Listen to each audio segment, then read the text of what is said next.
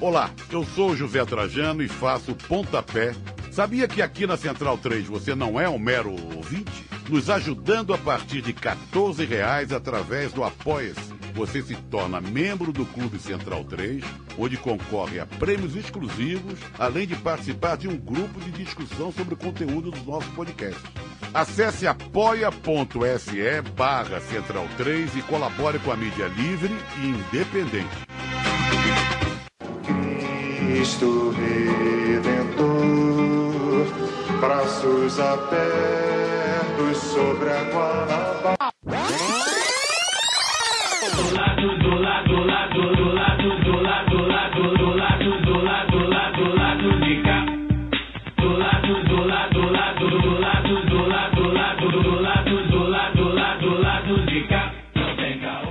Olá, ouvintes da Central 3. Hoje é terça-feira, 20 de abril de 2021. Meu nome é Alcísio Canete e sejam bem-vindos ao episódio 191 do Lado B do Rio, contando sempre com os meus amigos painelistas de sempre. O entrevistado de hoje é o senador pela Rede do Espírito Santo, Fabiano Contarato. Ele se tornou senador em 2018 e é o primeiro político assumidamente homossexual a ocupar um lugar no Senado. Em meio à maior onda conservadora da história do Brasil, ele derrotou o reacionário e ex-amigo de fé de Jair Bolsonaro, Magno Malta. Como esse homem declaradamente de esquerda venceu e muito mais, vocês vão ficar sabendo nessa ótima entrevista que segue. Mas não desliguem depois da entrevista porque temos o nosso bloco aberto, onde discutimos a questão da privatização dos Correios e também da possibilidade do judiciário fazer basicamente o que quer e destruir o Brasil. O senador Contarato, um prazer tê-lo aqui no Lado B do Rio. Eu acho que para a gente começar, e as pessoas, muita gente não conhece o senhor, que é senador pelo Espírito Santo, pela Rede do Espírito Santo, poderia apresentar um pouco da sua trajetória, como o senhor entrou na política e como o senhor se tornou senador? Tudo bem. Muito obrigado por essa oportunidade de estar me apresentando para todos vocês. Na verdade, eu nasci no Espírito Santo, no interior do estado. Nós somos em 6 filhos, eu sou o mais novo, e com 5 anos de idade mudamos para a capital. Minha vida sempre foi pautada com muita dificuldade, não falo isso por vitimismo, mas eu dou muito valor a isso. Nós somos 6 filhos, eu sou o mais novo, meu pai era motorista de ônibus na Grande Vitória por 40 anos e minha mãe semi-analfabeta. Sempre estudei em escola pública e sempre usei o Sistema Único de Saúde. Talvez por isso que eu defenda tanto o Sistema Único de Saúde e a universalização, vamos dizer assim, da saúde pública como um direito humano essencial estabelecido no artigo 6º da Constituição Federal. Eu fiz a graduação do curso de Direito, advoguei pouco tempo, me tornei e passei no concurso para delegado de Polícia Civil e atuei por 27 anos em vários locais no interior do estado e também na capital. Paralelamente a isso, eu fiz uma pós-graduação em Direito Penal, Processo Penal, falando justamente sobre delação premiada em 2002, quando era um tema que poucas pessoas falavam. Eu busquei isso da máfia italiana, da Cosa Nostra, e fiz uma pós-graduação em Direito Penal e Processo Penal nesse sentido. Iniciei a docência lecionando Direito Penal e Processo Penal, sendo delegado de polícia também. Sempre tinha muita aversão a essa coisa da política, porque a imagem do político, infelizmente, ela é muito ruim, ela é muito desqualificada. Então, quando as pessoas começavam a falar ou tocar nesse assunto, eu imediatamente repudiava. Até que eu fui ser delegado titular da Delegacia de Delitos de Trânsito, que é uma delegacia especializada que apurava todo e qualquer crime de trânsito. Nessa delegacia, eu passei a ter uma atuação muito contundente na luta por um trânsito seguro para coibir a ingestão de bebida alcoólica e direção veicular. Então, eu entrava com medidas cautelares, que eram instrumentos que, normalmente, os delegados no país não utilizam como um instrumento eficaz para você tirar os maus motoristas. Então, eu fui tendo uma certa visibilidade e um reconhecimento do trabalho, participava de movimento com as mães que perdiam os filhos em acidente de trânsito, e tudo de forma muito despretensiosa. mesmo porque eu fiquei como titular dessa delegacia por 10 anos, e sempre que eu era abordado para entrar na política, eu imediatamente repelia aquela proposição. Até que, com o passar do tempo, eu me senti um tanto quanto limitado sendo utilizado pelo Estado, porque o Estado, infelizmente, criminaliza a pobreza. Basta você traçar o perfil socioeconômico de quem está preso, pobres, afrodescendentes e semi-analfabetos, quando os crimes que maior prejuízo traz à nação são os crimes praticados por políticos. São crimes de corrupção ativa, corrupção passiva, peculato, corrupção, contrabando, descaminho, crimes contra a ordem tributária, contra o sistema financeiro. E aí eu não estou fazendo apologia ao crime, mas quando, por exemplo, aqui em Brasília tem um furto, viola-se a norma penal do artigo 155 com pena de 1 a 4 anos e que você só tem uma vítima determinada. Agora, quando o governo do Estado desvia a verba da saúde, ele está matando uma universalidade de pessoas. Quando um político desvia a verba da educação, ele está matando com o sonho de milhares de jovens. E aí eu comecei a me deparar com uma legislação do trânsito que ninguém fica preso no Brasil por crime de trânsito. O motorista pode estar em estado de embriaguez, quer seja pelo álcool ou qualquer substância de efeito psicoativo que determine dependência, que mesmo se condenado à pena máxima não vai ficar nem um dia preso. Então eu comecei a me inquietar com a fragilidade do processo legislativo. Foi aí em que eu admiti a possibilidade de me lançar candidato. E aí muitos me perguntavam, mas você não quis ir para deputado estadual ou vereador? Por que o Senado Federal? Na verdade, a gente tem que entender que como o Senado, ele representa os estados da federação. Por isso que existem 3 senadores que representam cada estado da federação. Não importa o tamanho e a população, por exemplo, do estado de São Paulo ou do Rio de Janeiro. Tem 3 senadores. Não importa o tamanho do Amapá ou do Espírito Santo ou de Sergipe. Também tem 3 senadores. Então, a luta, vamos dizer assim, o trabalho no poder legislativo, nós partimos dentro de uma premissa igualitária, diferente da proporcionalidade que existe, por exemplo, dentro da Câmara Federal, que você tem, de acordo com o coeficiente eleitoral, você tem o número de deputados. Então, eu entendi que eu teria muito mais a contribuir estando no Senado, porque nós estaríamos em igualdade de condições com todos os outros 80 senadores.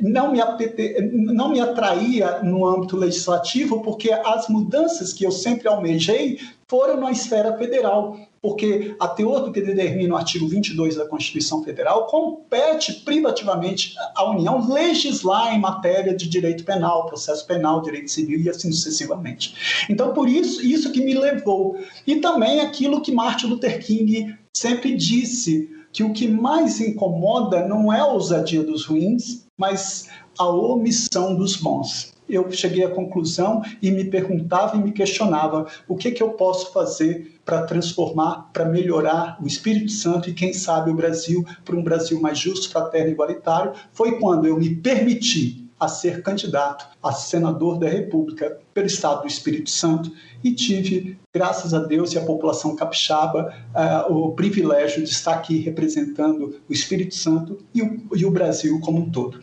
Esse foi o meu trajeto até chegar ao Senado da República. Beleza, senador, muito obrigado pela primeira resposta. Quem está falando aqui é o Fagner, né? E eu vou, a minha pergunta, aproveitando o gancho, né?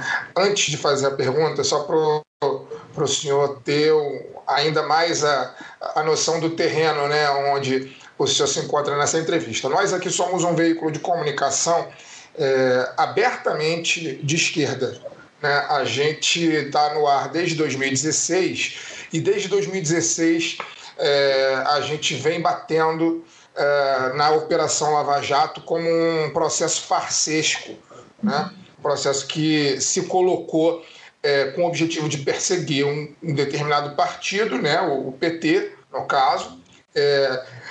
Para ficar mais claro ainda, nenhum de nós aqui é filiado ao PT, mas essa é a nossa visão, né? A gente tinha essa visão que era um partido que a Lava Jato era um partido político de perseguição ao PT, e que visava, enfim, né, minar as bases do partido e acabou levando o Brasil ao golpe de Estado que aconteceu em 2016 e que hoje nos coloca nessa situação de desespero absoluto, né, com um governo de cunho fascista, um governo de cunho negacionista, né? Então, só para o senhor saber, assim, a gente desde o começo bate bastante nessa operação e ficamos felizes, especialmente quando os companheiros do Intercept revelaram os bastidores daquilo que a gente não tinha provas, mas tinha absoluta convicção, para usar um termo que tem muito a ver, inclusive, com a própria operação. Não tínhamos provas de que era uma operação farsesca, mas tínhamos a convicção. E, felizmente, o Intercept, com a operação, com as matérias da Vaza Jato, revelaram aquilo que o Brasil precisava saber, né? Dito isso, queria que o senhor falasse, em 2019, ao receber o Moro na CCJ, o senhor fez uma declaração que foi o seguinte, vou ler aqui dentro da aspas, né? Sou a favor da operação e reconheço seus méritos. Ou seja, no bojo das revelações da Vaza Jato, né, o senhor e outros senadores receberam o ex-ministro Sérgio Moro na CCJ, o senhor deu essa declaração. Pergunto, mas eu queria que o senhor, como uma pessoa que é formado em Direito e que, inclusive, se inspirou no seu curso pela sua primeira resposta, estudou delação premiada, né, com base na Cosa Nostra, né, a Operação Mano Pulite, né, que é o nome italiano, Operação Mãos Limpas, né, eu queria que o senhor falasse sobre o seu posicionamento em relação à Operação Lava Jato, né, hoje, né? E o que o levou em um determinado momento da história, da sua história, enquanto um militante, enquanto um candidato e depois enquanto um senador, a ter apoiado, né? Qual é os méritos que o senhor colocou na sua frase, né? Reconheço os seus méritos. Que tipo de méritos o senhor enxergava nessa operação àquela época? E se isso mudou de lá para cá? Bom, obrigado pela oportunidade de estar esclarecendo. Primeiro eu quero esclarecer uma coisa que eu fico com bastante tranquilidade para falar. Quando eu falei na delação premiada em 2002, eu fiz uma crítica à delação premiada, porque é como se o Estado brasileiro estivesse difundindo uma cultura antivalorativa. Ele declarasse sua ineficiência, sua impotência em fazer a persecutio crimes, ou seja, coletando provas de natureza objetiva e subjetiva, e transferisse para uma pessoa esse comportamento antiético e antivalorativo de delação premiada. Tanto é que eu fiz um paralelo porque a delação premiada no Brasil, ela surge, ela nasce com a Lei 8.072/90, que é a Lei dos Crimes Hediondos, que no artigo 8º falava que dentro do crime de formação de bando ou quadrilha, do artigo 288, aquele autor, coautor ou partícipe que delatasse os demais, ele seria condenado, mas teria sua pena diminuída. E eu usava até a expressão de que seria uma pena de morte implícita criada pelo próprio Estado brasileiro. Primeiro, que ele transferia a função que é dele, dessa persecutio crimes, e transferia valorando a delação, fundindo uma cultura antivalorativa, seja um traidor e ganhe um prêmio. Fiz até um paralelo com a obra do Drauzio Varela, do livro Estação Carandiru, porque eu, como delegado de polícia, trabalhei por 27 anos e eu via que existia, e ainda existe, um estado paralelo dentro dos presídios. O próprio Código de Ética dos presos repudiam a delação premiada. Então, o meu enfoque ele foi muito mais no sentido de alertar que não existe nenhum ordenamento jurídico, nenhuma lei ordinária ou não, se ela não for sedimentada em cima de embasamento ético e moral. Foi nesse sentido que eu construí. Tanto que eu fiz o paralelo da formação de bando ou quadrilha, partindo do cristianismo, em que os 12 apóstolos, na época de Cristo, eram tidos como um bando que estavam ao arrepio da lei, em que um deles ousou delatar, que foi o chamado Judas Iscariote, e que fez a delação na forma do beijo, sem entrar no mérito, mas que há, depois do ato da delação, a consciência moral no qual ele pratica o suicídio. Então, desde 2002, eu já repudiava esse sistema utilizado pelo Estado de você difundir uma cultura antivalorativa, antiética, baseada em cima da delação premiada, que eu até hoje não entendo como saudável dentro do Estado Democrático de Direito. Quando eu falei que a Operação Lava Jato tem seus méritos, e aí nós temos que fazer um paralelo. Eu queria muito que as pessoas que estivessem nos ouvindo se colocassem um pouco na situação hipotética que eu vou lançar. Delegado de polícia apurando crimes, sendo utilizado pelo Estado só para agir contra pobres e negros. E a sensação, vindo de uma família pobre, vendo que tantos desvios que ocorrem por empresários, por políticos, por governadores, não importa o ramo da política em si, e essas pessoas nunca sendo alcançadas por uma medida de cerceamento da liberdade. E, de repente, passa-se para a opinião pública uma operação em que até então não se sabia, pelo menos da minha parte, de como estava sendo desenhada, mas que estava dando resultado naquilo que eu, com toda a minha humildade, almejava enquanto delegado, um dia não ser utilizado como um instrumento contundente de utilização do Código Penal e do processo penal e das leis penais extravagantes para agir apenas contra pobres, negros e semi-analfabetos. De repente, nós vimos empresários sendo presos, políticos sendo presos, e aí você começa a entender, e é como se naquele momento eu ficasse com uma sensação de que efetivamente estava naquele momento surgindo uma eficiência do abre-alas da Constituição Federal, expressa no artigo 5º, que diz que todos somos iguais perante a lei, independente da raça, da cor, da etnia, da religião, da origem, da orientação sexual, ou da pessoa com deficiência ou idoso. Então foi nesse sentido que eu quis dizer. Mas a minha fala lá com o então ministro, e aí sim vem a minha crítica como professor de Direito Processual Penal, é que nós temos que partir. Não existe, a espinha dorsal do Estado Democrático de Direito é a Constituição da República Federativa do Brasil.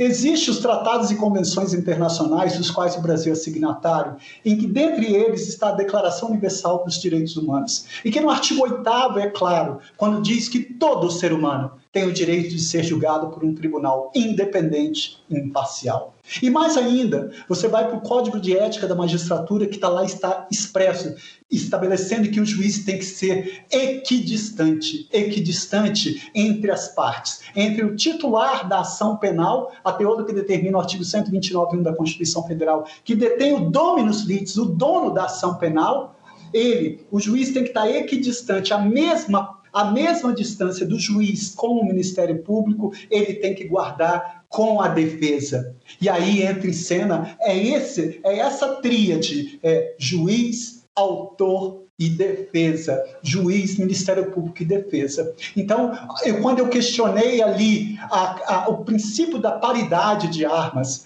quando eu questionei ali a quebra do princípio da imparcialidade, que é sagrado, e aí eu não entro no mérito de qualquer pessoa que tenha sido julgado, condenado ou não, porque não me interessa isso agora. O que me interessa, naquele momento, quando eu fiz aquele questionamento, o juiz se portou como um verdadeiro magistrado, guardando a equidistância entre as partes. O magistrado trocou mensagens via Telegram na mesma intensidade com a defesa, ou houve ali a quebra do princípio da imparcialidade? Se a resposta é que houve, como muito bem, como acertadamente fez o Supremo Tribunal Federal, reconduzindo o Poder Judiciário para os trilhos e falando que numa democracia nós jamais podemos admitir que um juiz tenha um comportamento no qual foi veiculado e reconhecido pelo órgão máximo do Poder Judiciário. Os fins não justificam os meios, porque senão nós levaríamos aqui em consideração aquilo que Immanuel Kant, com muita propriedade, descreveu no imperativo categórico. Ages de tal forma que seu comportamento se torne uma lei universal. Porque se hoje nós acharmos razoável admitir a quebra da imparcialidade na busca e no combate à corrupção, amanhã nós podemos utilizar do mesmo instrumento para qualquer coisa. E aí nós estamos desmantelando o verdadeiro Estado democrático de direito. Então eu repudio qualquer conduta que viole a quebra do princípio da imparcialidade. E aí doa quem doer. E sabiamente o Supremo reconheceu isso. Então, quando eu falei naquele contexto, foi que na primeira, a prima facie, vamos dizer assim, no primeiro momento, quando surge a operação, há aquele misto, há aquele sentimento. Até então, eu sendo utilizado só para prender ladrão de bicicleta, a pessoa que estava portando substância entorpecente para uso próprio, e assim sucessivamente. E quando o problema ele é muito mais grave socialmente falando, enquanto que pessoas de grande poder econômico, empresários, políticos, efetivamente escapavam de qualquer persecução penal. Foi nesse sentido que eu entendi como positiva, apenas nesse sentido. Mas quando veio à tona todo o diálogo, tudo que foi feito na operação, jamais eu vou admitir que nesse e em qualquer momento os fins justifiquem os meios na forma como foi utilizado ali, subvertendo um dos princípios principais do processo penal, que é a busca da imparcialidade, a busca da verdade real, essa equidistância entre o juiz, promotor e a defesa. Foi apenas nesse sentido. Senador, o Daniel falando aqui. O senhor foi eleito senador pela Rede de Sustentabilidade do Espírito Santo em 2018, em meio a talvez a maior onda conservadora que o Brasil já viu eleitoralmente, e inusitadamente o senhor, sendo um delegado de polícia de carreira, teve muitos colegas policiais federais, civis e militares eleitos nessa eleição para diversos cargos, mas com um discurso bem diferente do que o senhor apresenta, né? Discurso pautado no punitivismo penal e conservadorismo religioso até, e associado a um ultraliberalismo econômico. O senhor no Senado, nesses pouco mais de 2 anos, tem adotado um posicionamento mais para o campo progressista, né? Votou contra a reforma da Previdência, assumiu uma posição crítica à Lava Jato, como o senhor acabou de responder a partir do meados de 2019. Queria que o senhor falasse sobre os posicionamentos que o senhor tem tomado nas principais votações que o Senado teve nesse período, como a própria reforma da Previdência, entre outros. Bom, obrigado mais uma vez pela oportunidade. Eu queria também que as pessoas que estão nos acompanhando entendessem que nós estamos vivendo 2 momentos muito graves no Brasil. Nós temos uma crise sanitária que já temos mais de 373 mil brasileiros que pagaram com sua própria vida.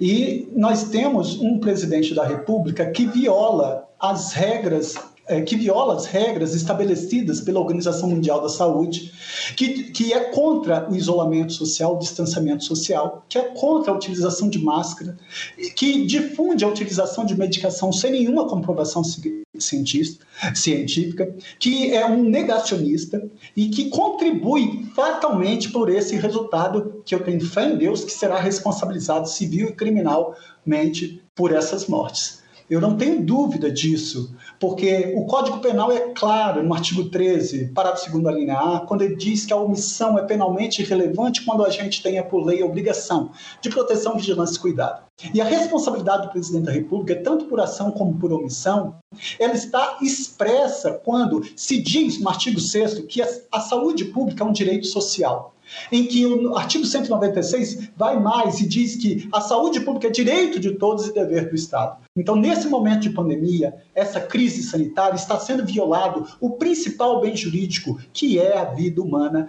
o respeito à integridade física e saúde, com a digital do presidente da República, dos seus ministros da Saúde e também do ministro da Economia.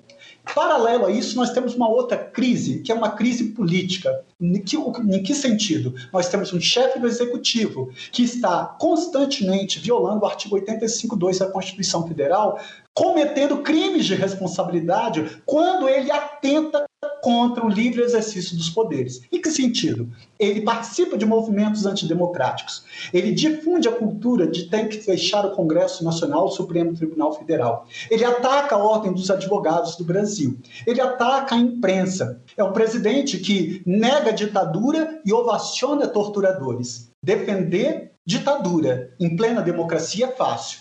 Difícil mesmo vai ser você defender uma democracia estando numa ditadura. Então, esse comportamento do presidente da República, que vilipendia constantemente, sistematicamente, a Constituição Federal, assim como a lei que estabelece crimes de responsabilidade, que é a Lei 1079 de 1951, que só eu já assinei vários pedidos de impeachment desse presidente, que, para mim, o Congresso tem que fazer sua meia-culpa, que passou da hora dele ter instaurado esse processo de impeachment, porque motivos mais do que suficientes tem, contra fatos não há argumentos. Então, nós temos que entender que nós temos essas duas crises. Agora, trazendo para a sociedade brasileira, nós temos uma população de quase 70 milhões de brasileiros e brasileiras em situação de pobreza e extrema pobreza.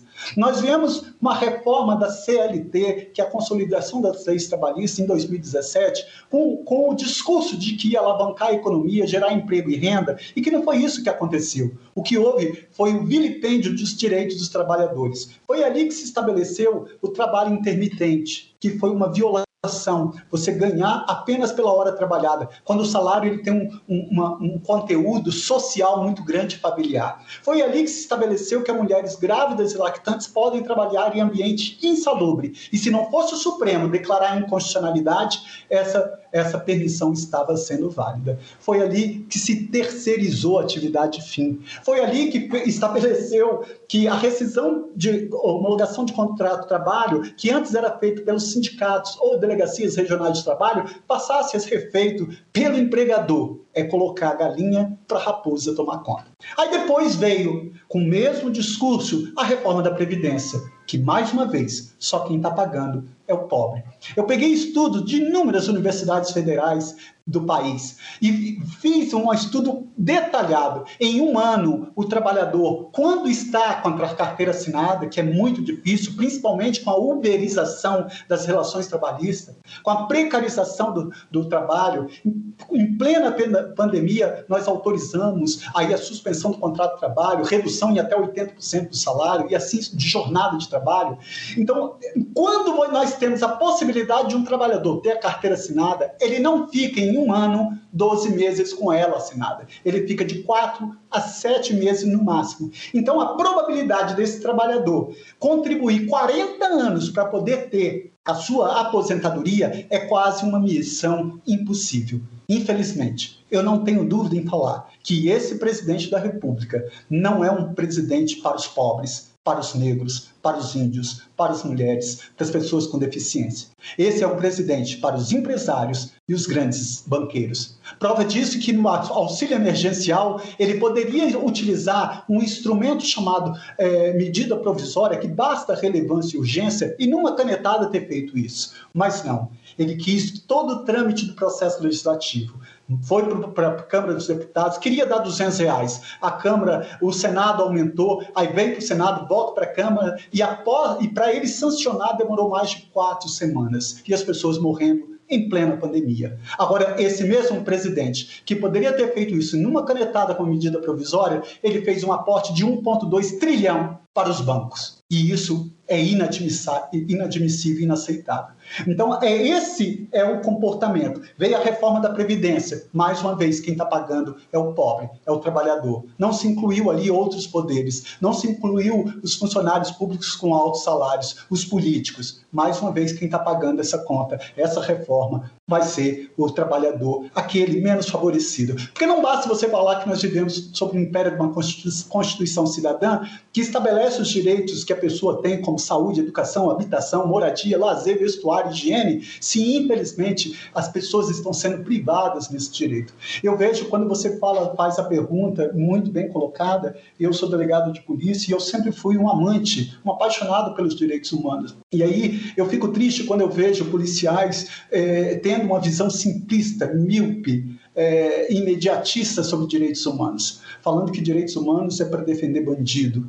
A pessoa que fala isso, ela não sabe sequer o que é direitos humanos. Direitos humanos é o conjunto de direitos naturais que toda pessoa tem, independente de raça, cor, etnia, religião ou origem. E quando esses direitos naturais eles são elencados no ordenamento jurídico, eles recebem o nome de direitos fundamentais. E isso nós temos na nossa Constituição Federal. E aí, inspirado pelo jurista tcheco Karol Vazák, em 1979, que se inspirou nos princípios da Revolução Francesa, esse jurista tcheco, ele elencou os direitos humanos numa geração de direitos humanos. Direitos humanos de primeira geração, segunda geração, terceira geração. E ali engloba ao meio ambiente, o direito à liberdade, o direito à vida, à saúde, à educação, ao trabalho, ao emprego, à vida digna, à vida plural, inclusiva e não exclusiva, não segregatória. Então, se eu tenho o perfil, infelizmente, se muitos policiais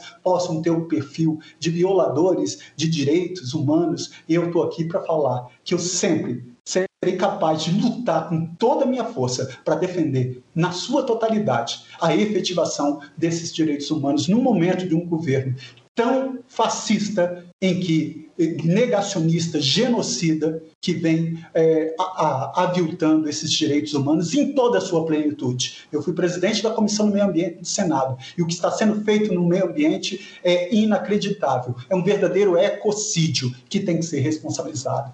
Ele acabou com a Secretaria de Mudança Climática, acabou com o Plano de Combate ao Desmatamento, acabou com o Departamento de Educação Ambiental, criminaliza ONGs, proliferou quase 1.000 agrotóxicos, como a azatrina, a cefato, o herbicida da água brasileira é 300 vezes pior, mais nocivo do que o permitido no Reino Unido e na União Europeia. É um governo que está dizimando os povos indígenas e as comunidades quilombolas. São muitos ataques que estão sendo perpetrados por esse governo atual. Seja na educação, se fosse, nós falaríamos muito aqui só na educação do que ele tem sido feito.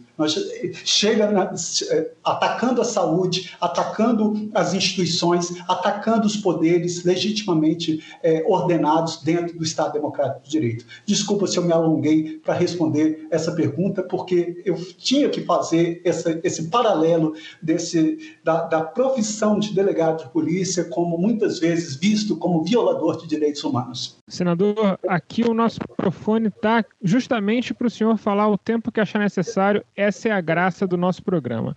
Eu queria, inclusive, continuar nessa coisa que o senhor falou, justamente sobre a questão do delegado como a pessoa violadora de direitos humanos. Eu acho que é inegável dizer que muitos dos seus colegas formam dos pilares que sustenta Jair Bolsonaro no poder, né? Não só policiais civis, também como policiais militares, bombeiros militares, enfim, todo esse conjunto das forças auxiliares, digamos assim.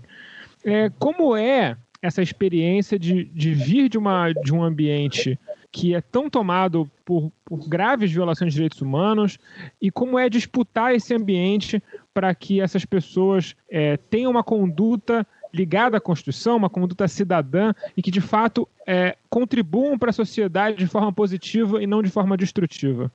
Bom, na verdade, quando eu falo assim que, infelizmente, a figura do policial, seja civil, militar, federal, policial rodoviário, é vista como violador de direitos humanos, isso é um estigma que talvez as instituições tenham que fazer uma meia-culpa ou ela inteira, porque, na verdade, e aí eu quero fazer um desabafo, quando eu passei no concurso para delegado, minha mãe, na sua simplicidade, falou: meu filho, mas você estudou tanto para ser delegado de polícia? E eu lembro que eu respondi para ela o seguinte: mãe, o delegado de polícia, o policial, é o primeiro garantidor dos direitos fundamentais de todo ser humano. Eu acho que as pessoas têm que entender isso, que as instituições, as forças de segurança pública, quando está lá no artigo 144 da Constituição, que diz que a segurança pública é direito de todos e dever do Estado, o ser policial que eu acredito, que eu me submeti ao concurso, que eu vivenciei por 27 anos, é aquele delegado que não se impõe por intimidação, porque há uma distância enorme entre intimidação e respeito. Eu sempre tratei com respeito respeito qualquer pessoa que foi trazida à minha presença, mesmo em estado flagrancial. Porque eu sempre cumpri o que está na Constituição Federal, que todo preso tem direito a saber quem é, a identificação de quem está, qual a imputação que ele está sofrendo, que todo preso tem o direito de ser preservado na sua integridade física e na sua integridade moral. Eu acho que é isso que falta, e aí eu quero confessar uma coisa que foi muito significativa para mim, que eu sempre tive essa veia muito voltada para o social. E no Espírito Santo eu tentei entrar no Conselho Estadual de Direitos Humanos. Não recebe absolutamente nada e é um trabalho mais de doação, vamos dizer assim. E sempre meu nome era vetado pelo simples fato de eu ser delegado de polícia. Mas eu sempre estive dentro dos presídios falando sobre erradicação da tortura. Porque quando se fala que a tortura é um resquício, por exemplo, da ditadura militar, é um ledo engano. E aí, no que pese eu ser católico, a Igreja Católica tem uma dívida eterna com a humanidade. Nós tínhamos ali, no processo de Inquisição, em que eram instituídas chamadas ordalhas, submetia o pretenso culpado em provas inexequíveis, colocando ele, por exemplo, num meio líquido para ver se ele sobreviveria. E aí tinha no Código de Manu, no artigo 99, que dizia: aquele a quem a intervenção divina salvar é inocente. E, obviamente, aquelas pessoas morriam. E aí o resultado é que eram condenadas. Até que veio, em 1215, o Papa Inocêncio III e tirou a Igreja da participação dos julgamentos, e foi ali instituído o grande Tribunal Popular do Júri e o pequeno Tribunal Popular do Júri na Inglaterra e na França. Então é um ledo engano quando se fala que a polícia, na verdade, que a tortura é um resquício da ditadura. Não, ela é muito mais antiga. Agora, é bem verdade, por muitas vezes, a polícia ela agiu e pode até agir com desvio de finalidade como longa-manos, como uma mão alongada do Estado para atender determinada categoria. Por isso que eu, no início dessa entrevista, eu falei que eu fui utilizado pelo Estado para, infelizmente, atuar só contra pobres e negros. Nós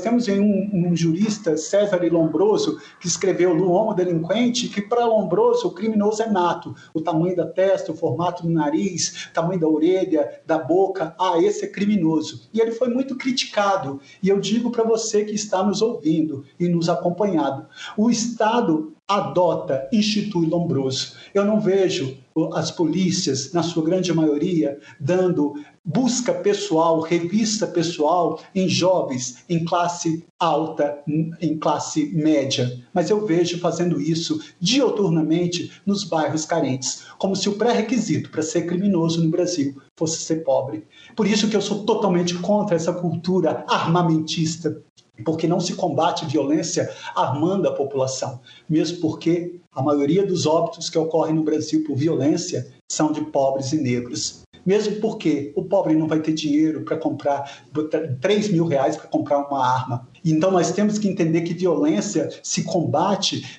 implementando políticas públicas, você estabelecendo, dando uma iluminação pública para aquele bairro, uma quadra poliesportiva, dando uma educação pública de qualidade, uma saúde pública de qualidade, estimulando ao primeiro emprego. Assim você combate a violência, penalizando quem realmente deva ser penalizado, mas não tendo um Estado punitivista exacerbado na busca de que com aquele comportamento você vai extirpar da sociedade toda e qualquer pessoa. Por isso que eu sou radicalmente contra essa política, mais essa política anti-vida, antivalorativa desse atual governo. Mais uma vez, cometendo crime de responsabilidade. Porque se você pegar no artigo 22 da Constituição Federal, a Constituição é clara, a União pode legislar em matéria de direito penal, e ele está fazendo isso por decreto. Então ele está violando a hierarquia do sistema jurídico como um todo, que era a pirâmide de Hans Kelsen, que se diz dentro do meio acadêmico do direito.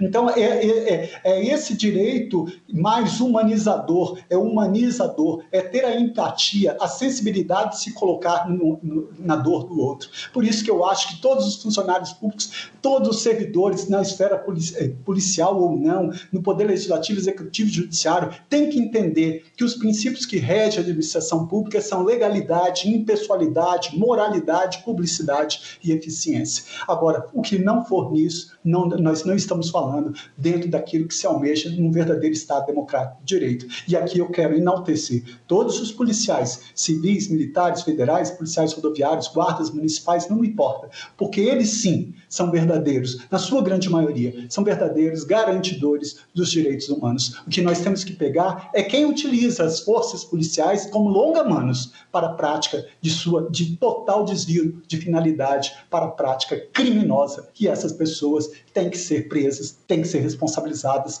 doa a quem doer. Vamos lá, senador. Mais uma vez, obrigado pela resposta. Fagner falando novamente. Queria entrar numa outra seara agora, embora o senhor já tenha falado um pouco sobre, que é a questão da CPI da Covid, né? A gente está aí com... Ela está bem no início, né? Mas os olhos estão voltados... os olhos de quem é mais atento, né? Estão muito voltados para o que vai acontecer a partir de agora no Senado, sobretudo porque Renan Calheiros acabou ficando com a relatoria, né? E a gente tem o senador que é do seu partido, inclusive Randolfo Rodrigues, com a vice-presidência, se não estou enganado, né? Se não fui traído pelas informações aqui. Mas queria que o senhor falasse sobre como estão os trabalhos já no Senado, como estão essas discussões entre os senadores com relação à CPI da Covid, o impacto que ela pode gerar no mundo político e para o mandato do presidente da República, né? E como que, aproveitando o ensejo, né, o senhor como senador do Espírito Santo, um estado que, incrivelmente, embora fique no Sudeste, é um estado muito invisibilizado pela mídia hegemônica brasileira, né? Pelos meios de comunicação capitalistas do Brasil. Né? A gente tem pouquíssima informação sobre o Espírito Santo, mesmo estando aqui do nosso lado, no Rio de Janeiro.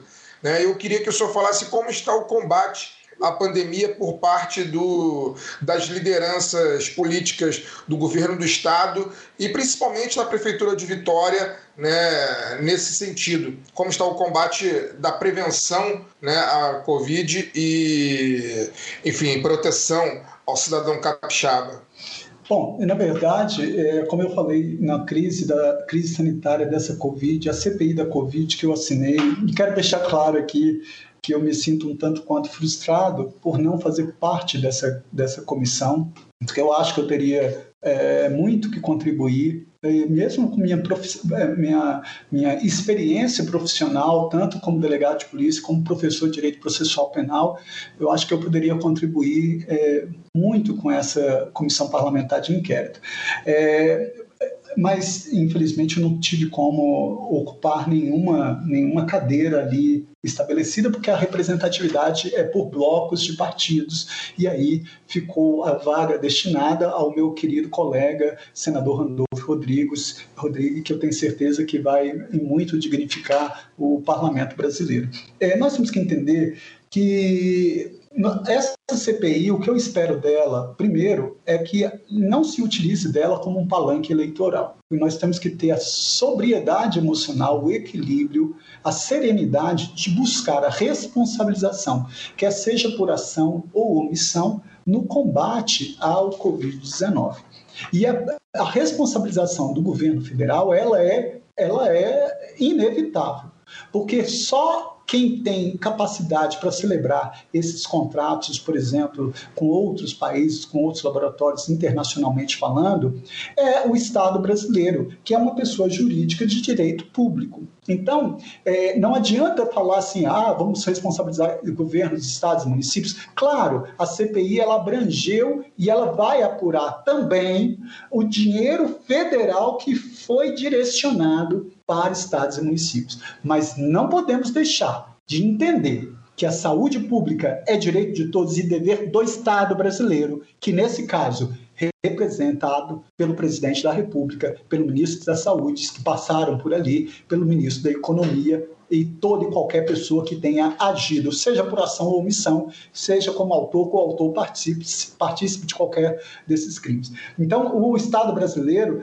ele tem que apurar como que foi utilizado esse dinheiro público na compra dessa vacina? Por que se atrasou tanto? Né? Por que se comprou medicação sem nenhuma comprovação científica?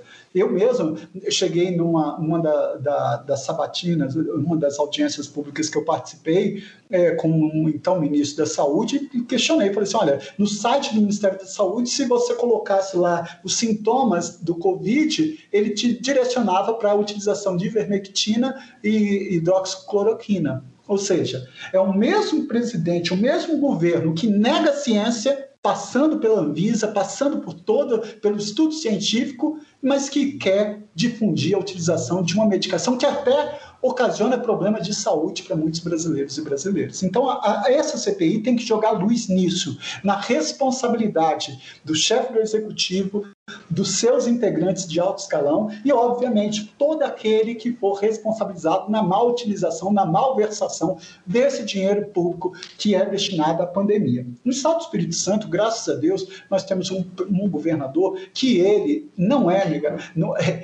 graças a Deus, ele não é negacionista, ele acredita na ciência e que ele é a favor do distanciamento social, que é a favor da utilização de máscara. Então, é um dos estados que está vacinando em maior quantidade. É um estado que, salvo engano, é o terceiro estado que mais vacinou em volume de pessoa.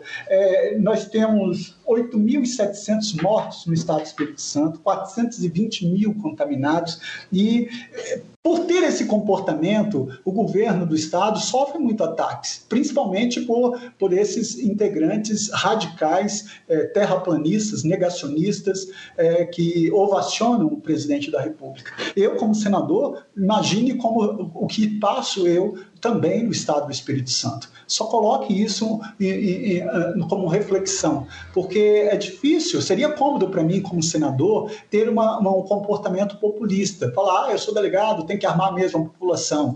Eu fui delegado de trânsito, tem indústria de multa, vamos tirar os radares. Eu tive que entrar na justiça como cidadão, não como senador, porque o presidente falou que, num Twitter, que ele ia arrancar todos os radares das rodovias federais. Eu falei, gente, isso não existe. Ele faz uma pesquisa com um grupo de especialistas, analisa a topografia, local de incidência e aí modifica. Agora, arrancar, tirar, não. E a Justiça Federal, graças a Deus, determinou que ele mantivesse. Então, para mim, seria cômodo ter esse comportamento populista, que é fácil você fazer um discurso que seduz a população.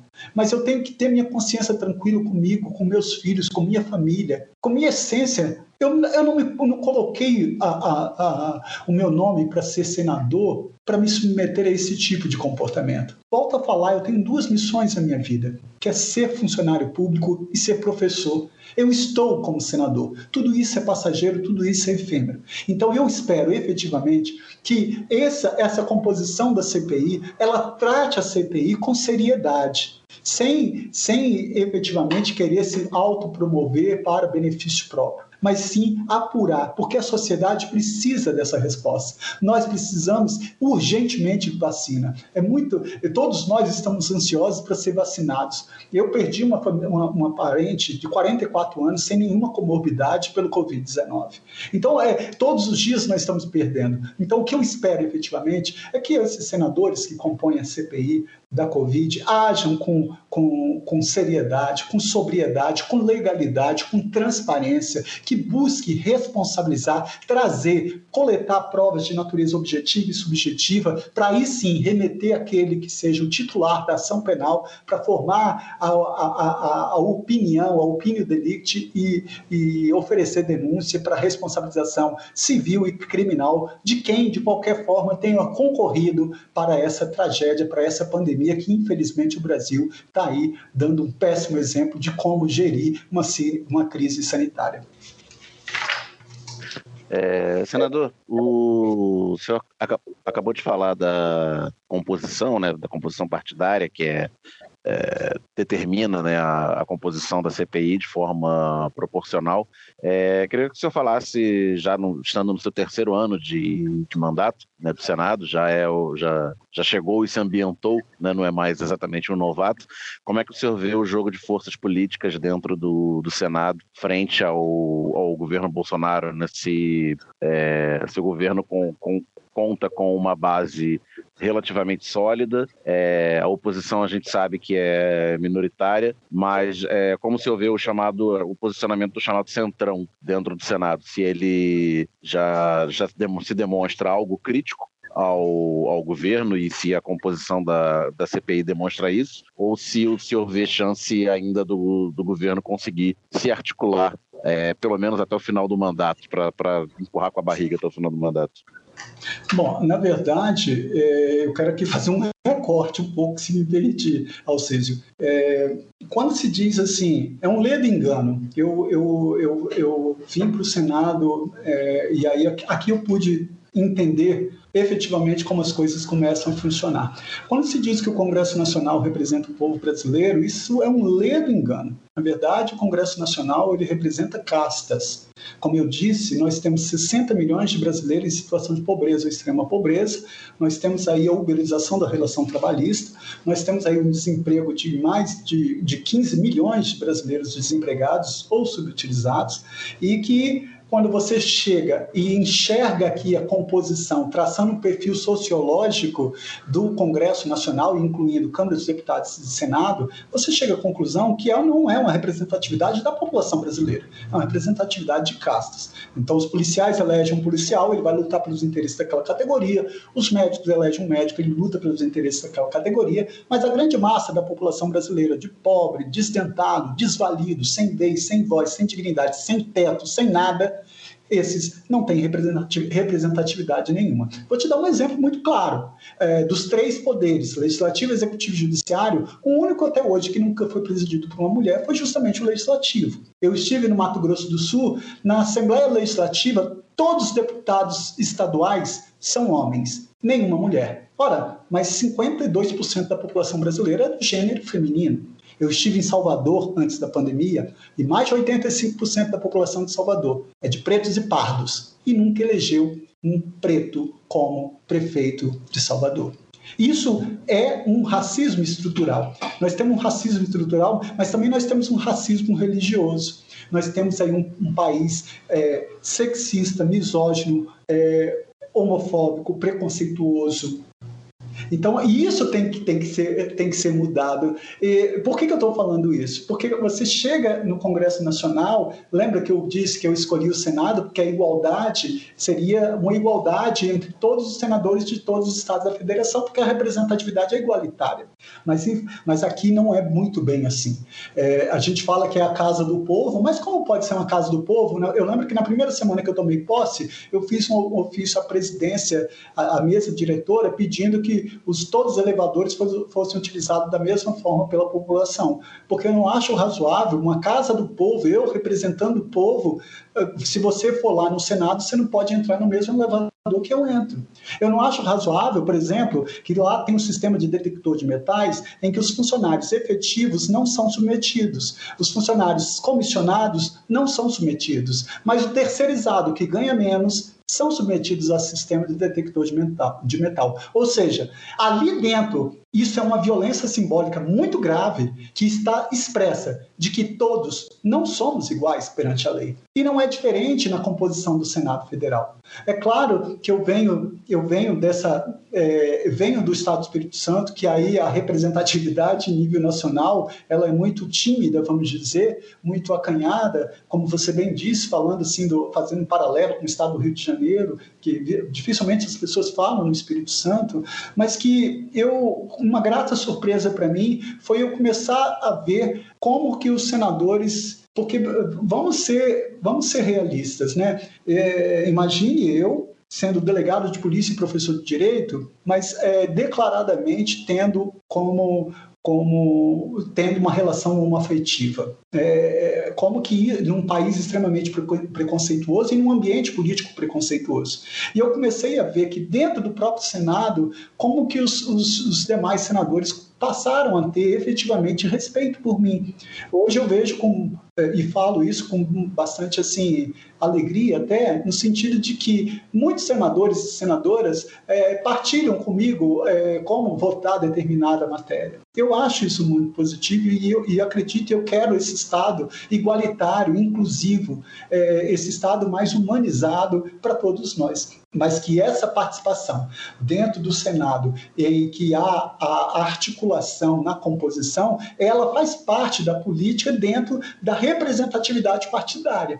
Então, quando eu falei assim, poxa, se só tem uma vaga no bloco que é a Rede de Sustentabilidade, que é o meu partido atual, só tem uma vaga, e que se só vai ter uma vaga para o titular e um para suplente, se é um bloco chamado independente, composto pela Rede, PDT e PSB, se vai ter só uma vaga de titular e um suplente, nada mais justo que seja dado o titular para quem propôs a CPI, no caso o senador Randolph, e a suplência para o senador Alessandro Vieira, que é um delegado do Sergipe, que também entrou no Supremo para determinar a instauração. Então foi essa questão do equilíbrio. Mas eu vejo que essa força no Senado, às vezes essa representatividade e às vezes o julgamento, ela não atende efetivamente ao anseio da população. Infelizmente, atende ao anseio de determinada casta, determinado segmento, e isso para mim é um ato de violência, e que eu estou aqui tentando, com minha humildade, ter um mandato com um olhar mais voltado para o social na sua amplitude, independente de castas, independente de segmentos empresariais. Eu estou ali para efetivamente cumprir aquilo que a Constituição fala, que diz que todo poder emana do povo e deve ser exercido pelos seus representantes políticos legitimamente eleitos no sufrágio universal através do voto, que foi assim que eu fui alçado ao cargo de eleito senador pelo Estado do Espírito Santo. Eu não sei se eu me fiz entender, mas eu me coloco humildemente à disposição de vocês e estou adorando conversar com vocês, que eu estou muito à vontade. Não, acho que deu para esclarecer bem. No final da sua última resposta, o senhor fala justamente sobre como o Estado não atende a população como deveria. Lá atrás, também na sua entrevista, teve uma fala interessante sobre como você foi colocado em muitos momentos na sua profissão para aprender pretos e pobres. Então eu queria juntar essas duas coisas, e já que o senhor é processualista penal, já deu aula, entende muito do assunto, queria saber como o senhor vê a questão do liame probatório no Brasil. Me parece que se trata de um liame probatório muito baixo. Em estados como Rio de Janeiro existe uma súmula que prevê que o testemunho do policial que faz a prisão em flagrante serve como única prova para uma condenação, por exemplo, a malfadada súmula 50 do TJRJ.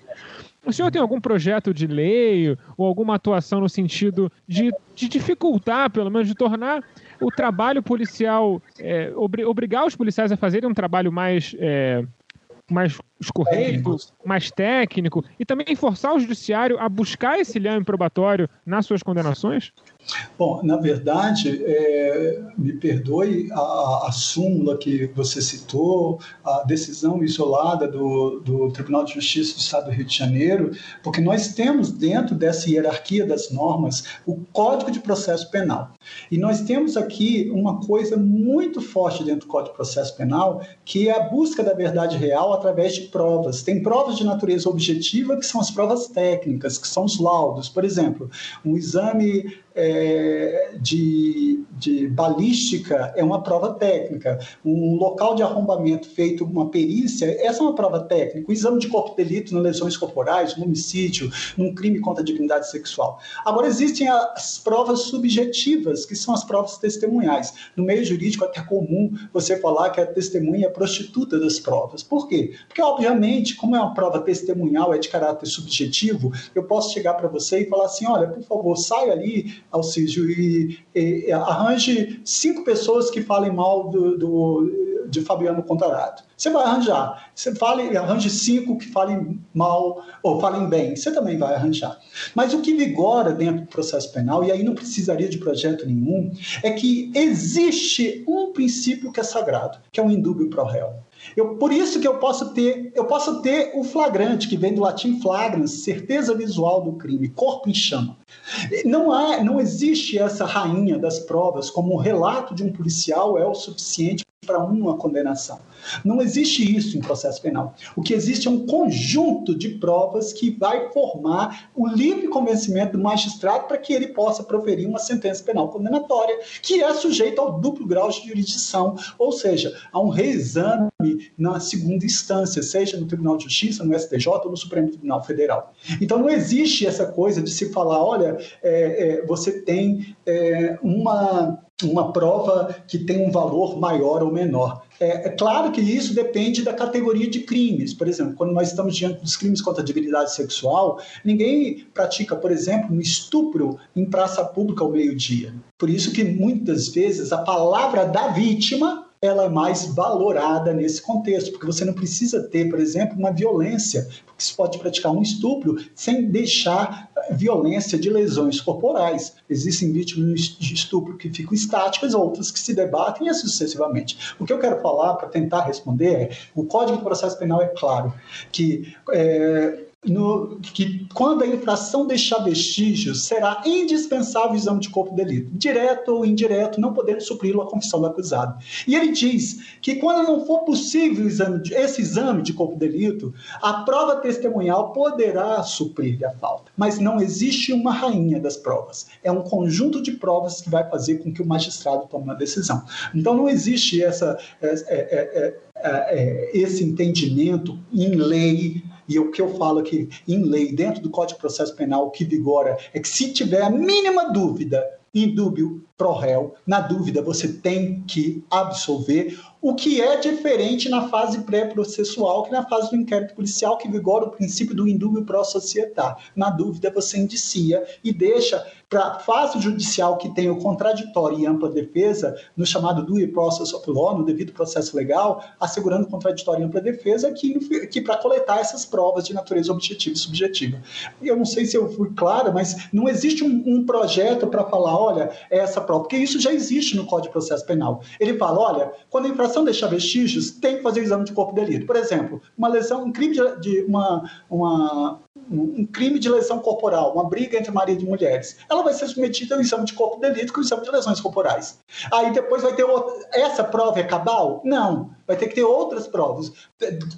Depoimento dela, testemunhas, vídeo monitoramento, fotos, qualquer outra, e-mails, WhatsApp, Telegram, não importa o meio, não importa os meios de prova admitidos em direito, mas é um conjunto de provas que vai fazer com que o magistrado forma a sua convicção e profira essa sentença condenatória ou absolutória. Não existe, por favor, com toda humildade estou falando, não existe essa prevalência, vamos dizer assim, do relato de um policial como uma prova cabal suficiente para a condenação. Se você conseguir, se o bom defensor público ele for inteligente o suficiente para incutir no magistrado dúvida sobre a probabilidade da pessoa ter ou não praticado o crime, a sentença fatalmente será absolutória e jamais condenatória, porque o indúbio é pro réu. Obrigado, senador. Fagner falando novamente.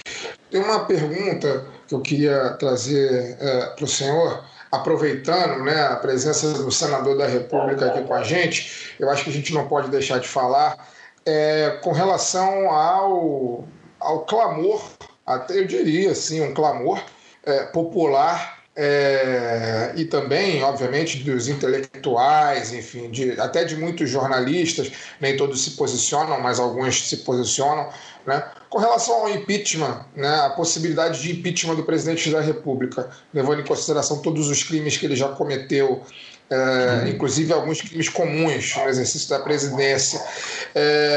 Queria que o senhor falasse, a partir do seu ponto de vista, né, com relação a isso, qual a temperatura, né, em Brasília para esse tipo de discussão, né?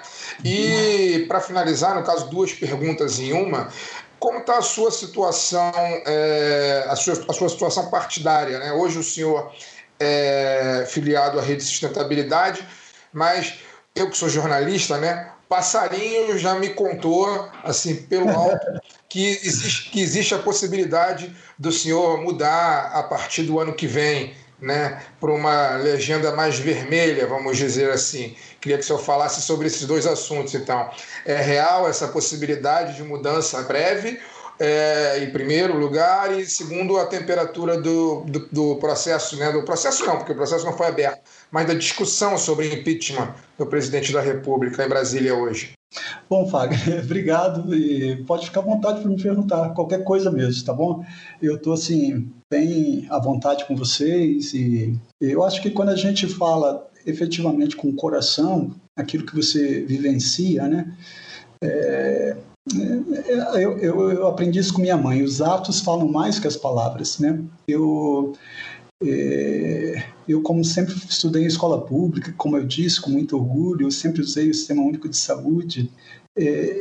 Eu quero, sim, contribuir para deixar uma digital que diminua o abismo entre os milhões de pobres e a concentração de riqueza na mão de tão poucos. Eu quero lutar para dar efetividade a esses direitos e garantias estabelecidos na Constituição Federal desde o dia 5 de outubro de 88. Com relação à modificação da sigla partidária, eu já comuniquei aos dirigentes do Partido Rede que eu tenho a intenção de sair do Partido Rede de Sustentabilidade. Isso é um fato inconteste, vamos dizer assim. Claro que eu conversei com a ex-senadora Marina Silva, que é uma querida, ex-senadora Heloísa Helena, o próprio Randolph, os dirigentes estaduais do meu estado, todos tentando, assim, fazer com que eu permaneça na sigla, mas aquilo que vocês mesmos já ventilaram aí, né? E eu acabei de dar um exemplo, né? Participação de CPIs ou em comissões. Eu não sei como eu consegui ser vice-presidente atualmente da Comissão de Direitos Humanos do Senado, consegui ser titular da CCJ.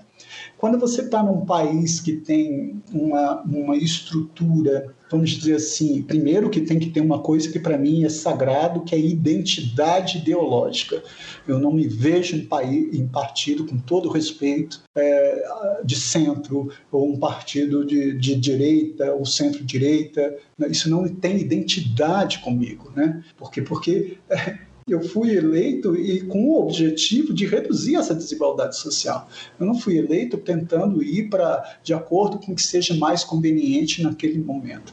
Então, é óbvio que eu vejo com a minha saída do Partido Rede, ela é dada como certa, isso eu posso lhe assegurar, mas, obviamente, eu já conversei com o partido PCdoB, com o PDT, PSB e o PT, todos assim, claro, e aí volto a falar com humildade, eu não estou valorizando minha ida, não é nada disso, são todos uns queridos e que querem, que há um interesse recíproco, vamos dizer assim, bilateral, para que eu vá para essas siglas. Claro que eu tenho que avaliar isso no contexto nacional e no contexto do Estado do Espírito Santo, para ver qual é a sigla que tem maior adesão com a minha identidade. A minha identidade com essa luta de classe dos trabalhadores, das comunidades eclesiais de base, com a luta em defesa da vida humana, enfim, com a redução da desigualdade, com a diminuição da pobreza. É um partido nesse tom,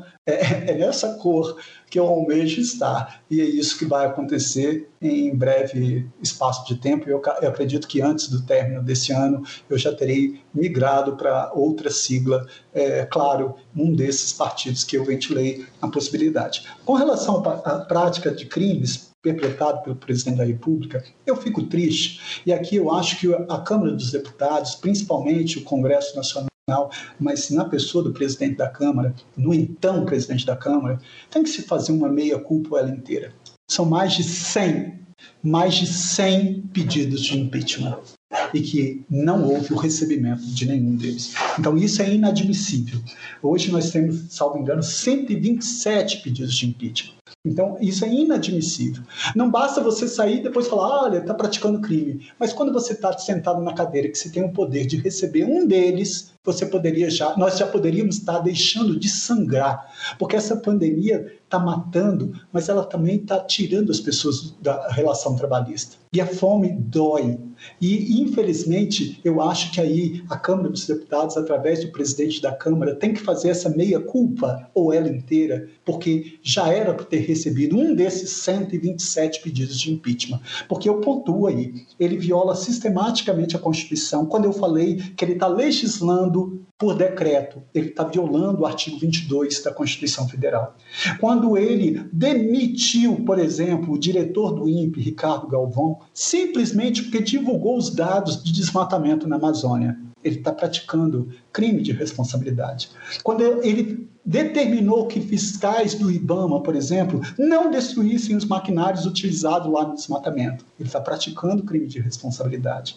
Quando ele demitiu o ministro da Saúde, que defendia as medidas de isolamento recomendadas pelo OMS, ele está praticando, sim, crimes de responsabilidade. Né? Quando ele publica vídeos obscenos em redes sociais, dissemina fake news, ataca a OAB, o STF, Congresso Nacional, diante da pandemia, ele minimiza a dor das milhares. Eu fico até estarrecido com o comportamento dele. Você vê aí ele participando de movimentos sem utilizar máscara, pegando crianças, promovendo aglomeração. Ele está praticando crimes contra a saúde pública. Ele está praticando obstrução da justiça, ele está falsificando documento público, falsidade ideológica. Você tem inúmeros crimes praticados, sem falar no artigo 9º lá da Lei 1079 de 1950.